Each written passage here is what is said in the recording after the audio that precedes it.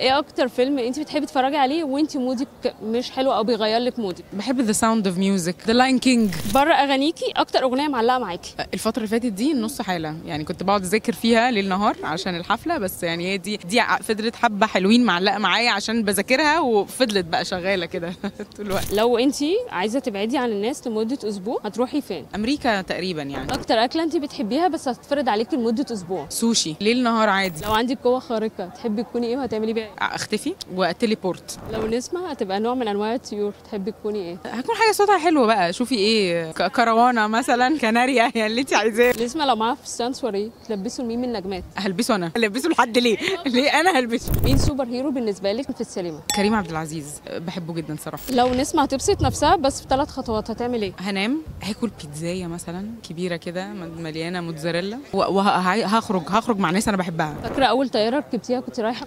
اول طياره وانا طفله بقى، يعني دي ممكن ما افتكرهاش، يعني انا فاكره ان انا بقى رحت اليابان بقى مع ماما وحاجات كده يعني، بس دي حاجات مش متذكراها، يعني ما اعرفش اول طياره دي كانت ممكن امريكا او اليابان او حاجه كده يعني، بس اللي انا متذكراها المانيا. اغرب موقف حصل لك في المطار؟ الشنطه اللي انا عامله فيها كل تجهيزات الحفله كلها ما وصلتش. اكتر مصيبه فاكراها لحد دلوقتي عملتيها وانت صغير؟ وانا صغيره مش فاكره ان انا عملت اي حاجه، وماما كانت تقعد تقول لي ان انا هاديه قوي يعني.